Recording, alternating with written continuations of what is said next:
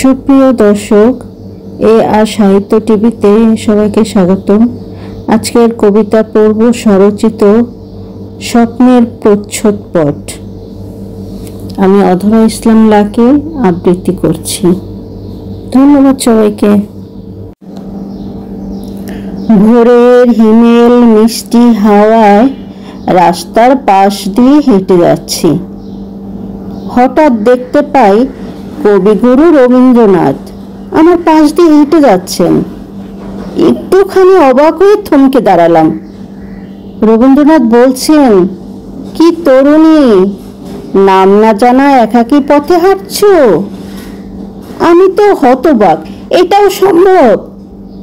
মনে হচ্ছে যেন 60 দশকের সেই স্মৃতির পাতায় হাঁটছি।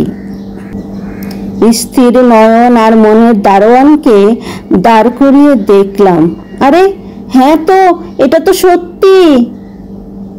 এরপর আবার একাকী হাঁটতে হাঁটতে এসে পড়লাম কল্পনা সাজানো কোনো এক পার্কে। চারিদিকে ফুল আর বিহগের কূজন করা নানান রঞ্জিত প্রজাপতি, ঝর্ণার নীরব ফোয়ারা। সেখানেও ছিল বড় আশ্চর্য চিত্র দৃশ্যমান। কবি নজরুল ইসলাম, সুফিয়া কামাল, সত্যেন্দ্রনাথ দত্ত, জসিমউদ্দিন, রাবেয়া খাতুন, আরো অনেকে যেন লেখক লেখিদের আর কবিদের সমাগম।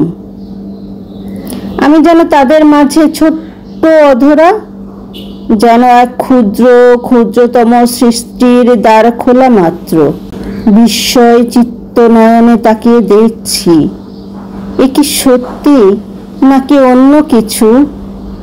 চোখের পলক যেন আর পড়ছে না স্তব্ধ মুখের ভাষাগুলো।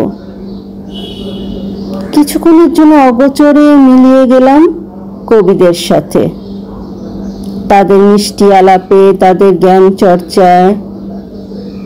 একটা সময় ঘুম থেকে জাগ্রত হয়ে যায়। উফ, নিঃশ্বাসের একটা দীর্ঘশ্বাস ফেললাম।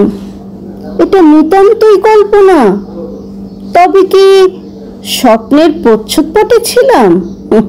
ঠোঁটের এক কোণে অম্লান হাসি রেখে বললাম, ইস, সত্যি যদি এমনটা হতো, যদি এমনটাই হতো।